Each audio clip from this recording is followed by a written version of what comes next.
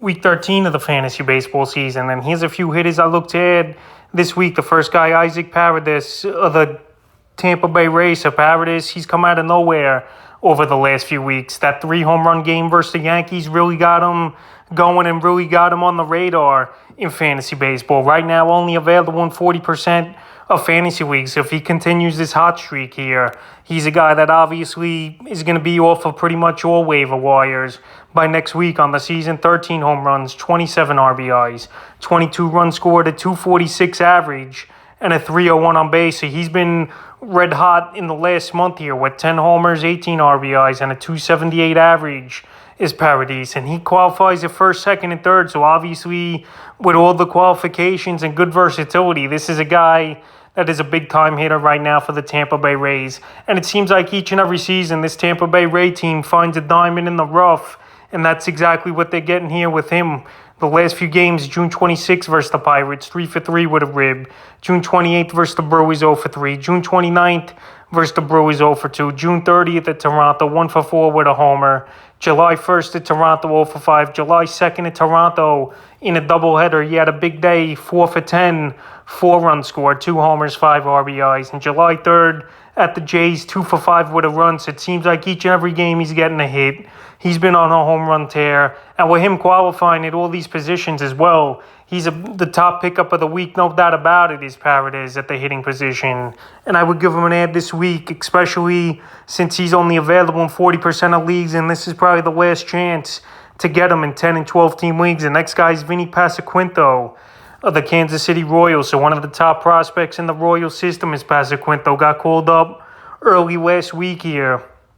And so far in the early going, 1 home run and RBI and a run scored with a 167 average. But it's going to take some time for Pasquantino. We know in the minor leagues he was showing some monster power with Pasquantino, and it was nowhere but going up after he hit 15-plus home runs in the minor leagues here. And this Royal team, we know they're not going anywhere this season. This guy's got great power potential, and I'm surprised more fantasy owners didn't run out to the wire right away and get him. He's still available, surprisingly to me, is Pasquantino in 69% of fantasy leagues. If you need a guy with good power and upside at utility or the first base position, I would go out there and get him because I think he could hit 10, 15 home runs before the season ends here. And like I mentioned, he had raw power in the minor leagues and a pretty sweet swing. So I think he's a good ad this week. The next guy, Christopher Morel of the Chicago Cubs. So another guy only available in 40% of fantasy leagues with great versatility as well,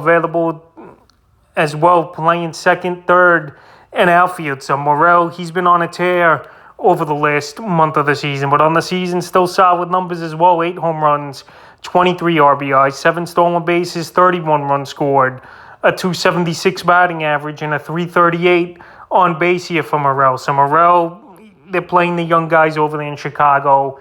I know they got rid of Jonathan VR last week, and he signed with the Los Angeles Angels a couple days ago. So Morel, he's been on a hot streak of late here and showing some surprising power as well as the rookie. June 26th at the Cardinals, 0 for 4. June 28th versus the Reds, 1 for 5 with a run and a rib. June 29th versus Cincinnati, 2 for 4, a homer, 2 RBIs, 2 runs scored. June 30th, what a ball game, 5 for 5, a homer, 2 RBIs, 3 runs scored. July 1st versus Boston, 1 for 5, a homer, 3 RBIs. July 2nd versus Boston, 1 for 3. And July 3rd versus Boston, 0 for 4. So right here, he'll show some power. He could steal some bases as Morel. And the only downside really to me here with him is his on-base to batting average ratio isn't all that great. He's a free swinger and early swinger. And he strikes out a ton, is Morel, which is no lie, obviously. 58 strikeouts in 174 at-bats so far in the early going. So if you could deal with those things, he could help in many ways, is Morel, especially qualifying in second, third, and outfield. Then he's going to play every day, no doubt about it, for a Cub team that's down there in the standings is going to play the younger guys, and he's available in 40% of fantasy leagues. The next guy is Juan Yepes of the St. Louis Cardinals. So Yepes here, he's been up and down so far since he got called up early in the season. On the season for Yepes, 10 home runs though, 25 RBIs, 22 runs scored, a 281 average, and a 323 on base. So in his first season for Yepes, he's looked pretty good. And another guy who's very versatile, first, third, and outfield he qualifies on. And in the last 2 weeks, he's been red hot, 4 home runs, 7 RBIs, 4 runs scored, a 304 average, and a 304 on base. So the only thing here with Yepez, he don't draw a lot of walks, and he's an early swinger in the count. Strikeout rate isn't that bad, so Yepez, I like him a lot. And he plays in a great lineup where a lot of pitchers, they're not going to really pay attention much to Yepez. And he's going to get good stuff to hit with Arenado and Goldschmidt in that lineup as the 2 main guys. June 26th versus the Cubs, 1 for 4, a homer in that one. June 27th versus the Marlins, 2 for 5, 2 home runs, 5 RBIs. June 28th versus the Marlins, 0 for 3. June 29th versus the Marlins, 2 for 3. July 1st at Philly, 1 for 4. July 2nd at Philly, 1 for 5 with a homer in that one. And July 3rd at Philly in that ball game, Yepez went 1 for 3. So right here, he's playing good baseball, qualifies the positions. And if you need some batting average and some pop, he's a good add as Yepez. And surprisingly, he's available in 59% of fantasy leagues. And you could play him first, third, or outfield the utility. So very great versatility. The next guy is Rowdy Tellez of the Milwaukee Brewers. So Tellez, it's been his breakout season here with the Brewers. After the last few seasons, he was with the Blue Jays, is Tellez. So right now, another guy who's not available widely in fantasy leagues, but still out there in 42% of leagues. So on the season for Tellez, 16 home runs, 53 RBIs, 31 runs scored, a 243 average, and a 317 on base. If you just need a guy who's going to go out there and hit for power and drive in runs, Tellez is a good add at the utility spot or first base if you need help at the position. And a guy in the Milwaukee lineup that opposing teams don't pay crazy attention to as well, and he gets good pitches to hit. June 26th versus the Jays, 2 for 4, 2 homers, 4 RBIs. June 28th at Tampa, 0 for 3. June 29th at Tampa, 2 for 4, 2 homers, 2 RBIs. June 30th at the Pirates, 0 for 5 with a rib. July 1st at the Pirates, 2 for 5, a homer, 5 RBIs, 2 runs scored. July 2nd and July 3rd at the Pirates, he was 0 for 4 in both ball games. So Tellez, he tore it up last week versus former team and a former division rival at Tampa Bay. And then that big game at Pittsburgh. So right now, he's not hitting for great average in the last few weeks, is Tellez. But he has 6 home runs and 14 RBIs in the last 2 weeks. And he's 306 on base at least. So right now, he's drawing walks.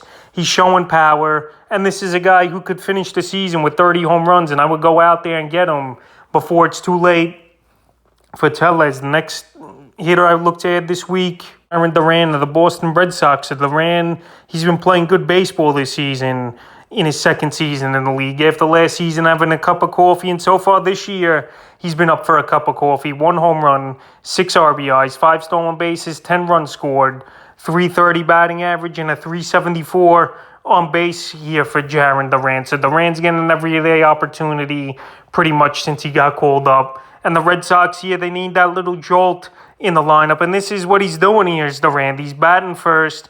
He's been the table setter. And if you need stolen bases and some pop, Duran could do that for fantasy owners. And right now, he has been added in 22% of fantasy leagues over the last week, but still available in 65% of leagues. So June 24th at Cleveland, 0 for 5. June 25th at Cleveland, 4 for 5, an RBI, 2 stolen bases. June 26th at Cleveland, 2 for 5 with a run. June 27th to the 29th, he couldn't play in Toronto because of the vaccination restrictions. July 1st at Chicago, 2 for 5, a homer, 2 RBIs, a run scored. July 2nd at the Cubs, 2 for 4 with a stolen base. And July 3rd at the Cubs, 1 for 5 with a rib in that one. So right here, he's the table setter in Boston. And if you need runs scored and stolen bases, Duran is a pretty good add this week and one of the main prospects that come up through this Red Sox system over the last few seasons. The next guy is Luis Urias of the Milwaukee Brewers. So Urias, I know I mentioned a few weeks ago, he was droppable, but now he's back on the radar, and another versatile player as well, playing second, third, and short. Pretty weak positions besides third base in fantasy baseball this season. On the season for Urias, the numbers overall aren't great, but the last few weeks is where he's picked it up. On the season, 9 home runs, 26 RBIs, 28 runs scored, a stolen base. I know a 229 average and a 323 on base. So his on base to batting average is great, almost 100 points higher. And over the last 2 weeks, where he's gotten it going, 3 homers, 10 RBIs, 8 runs scored, a 271 average and a 345 on base. So right now, he's on a hot streak. And he definitely could go back the other way where he just fizzles out and gets cold. But right now available in 59% of fantasy leagues. And he's definitely worth an ad this week. June 28th at Tampa, 2 for 4, a homer, 3 ribs. June 29th at Tampa, 1 for 4, a homer, 2 RBIs in that one. June 30th, the Pirates 0 for 5 with a rib. July 1st at Pittsburgh, 2 for 4, a homer, 2 RBIs, 2 runs scored. July 2nd at Pittsburgh, 2 for 4 with a run. And July 3rd at Pittsburgh, 1 for 4. So right here, he's had a hit in 7 out of 8 games. Obviously, he has good powers, Urias, hitting 23 home runs last season for the Brewers. And I think this season he could finish in that range, anywhere from 18 to 23 homers. So if you need a shortstop or second base, or just a guy to come off the bench and to play occasionally, right now I think Urias is a good ad, but definitely he could fizzle out and be droppable again. The next guy is his teammate, Andrew McCutchen. So I mentioned McCutchen last week as an ad here, and he's been hot over the last few weeks and still available, though, in 73% of fantasy leagues. So on the season here for Kutch, 7 homers, 32 RBIs, 5 stolen bases, a 261 average, 326 on base with 33 runs scored. So McCutchen last season, low average but good power with 27 homers. But this season, the average is up. And the last 2 weeks, he's been on a tear, 3 homers, 7 RBIs, 10 runs scored, a 346 average, and a 424 on base. And over the last month, he's hitting 337 with a 425 on base. So McCutchen, he's white hot right now. Obviously, he's never going to be back to the MVP levels he was with the Pittsburgh Pirates, but he's been a solid player for this Brewer team in his first season in Milwaukee, and definitely a guy worthy of being on fantasy teams, at least in 12-team leagues or deeper. June 28th at Tampa, 1 for 4, a homer, 2 RBIs. June 29th at Tampa, 0 for 4 with a run. June 30th at Pittsburgh, 3 for 4 with a run. July 1st at Pittsburgh, 3 for 6 with 2 runs. July 2nd at Pittsburgh, 2 for 5. And July 3rd at his former team, the Pirates, 0 for 4. So he's been on a great run, is McCutchen. And if you need help at the outfield or even a good utility player, he's definitely bringing the batting average. I know the power and RBIs are down this season, but he can help fantasy owners another way, and he's definitely an ad this week. The next guy, Christian Walker of the Arizona Diamondbacks. So Walker, I've mentioned him over the last few weeks here. I know he's got a low average, but it's hard to deny a guy like Walker on your fantasy team with already 21 home runs on the season, 42 RBIs, 40 runs scored. I know a 206 average, but a good on base, 105 points higher at 311. And the last 2 weeks here for Walker, the average is even up. 5 homers, 9 RBIs, 12 runs scored, a 270 average, and a 408 on base. So right now, playing good baseball is Walker. He's best power hitters in the league this season and one of the best hitters on this Diamondback team. So the last few games here for Walker, June 26th versus the Tigers, 0 for 3, 2 runs, a rib. June 28th versus the Padres, 0 for 3, a run and a rib. June 29th versus the Padres, 0 for 4. July 1st at the Rockies, 1 for 4, a run and a rib. July 2nd at the Rockies, 2 for 3, 2 homers, 2 RBIs, 3 runs scored. And July 3rd at the Rockies, 1 for 4. So right here, Walker's the type of guy where there's going to be some weeks where he hits 4 or 5 home runs. And that's what he's been doing of late here is Walker, putting together some big weeks. And then some weeks he's a little bit down. But to have a guy 21 home runs available still in 52% of fantasy leagues here, I think that's a problem. And Walker should be owned in more leagues. I know the average isn't going to help, but everything else he's pretty solid at. And I would definitely get him on your fantasy team. And the final hitter I looked at this week's Nico Hoerner of the Chicago Cubs. So a player I mentioned last week on the wire. And he got some ads at 20% going up in ownership, but still available in 66% of leagues. So on the season here for Hoerner, another guy getting an everyday opportunity for a rebuilding Cub team and a team down in the standings. 4 home runs, 24 RBIs, 6 stolen bases, 23 runs scored, a 312 average, and a 349 on base. So the only problem with him is the on base to batting average ratio, but everything is great. Hitting over 300, stealing bases, driving in some runs. And the last 2 weeks, he's been white hot with a 457 average and a 509 on base. So he's pretty much been a guy that you can't get out right now is Nico Hoerner. And he qualifies at the weakest positions in the fantasy baseball leagues. It's short. So the last few games for Hoerner, June 25th at the Cardinals, 2 for 4. June 26th at the Cardinals, 2 for 5 with a run. June 28th versus Cincinnati, 3 for 4. June 29th versus the Reds, 1 for 3, 2 ribs. June 30th versus the Reds, 3 for 6, 2 runs. July 1st versus Boston, he sat it out 0 for 1. July 2nd versus Boston, 2 for 4 with a run.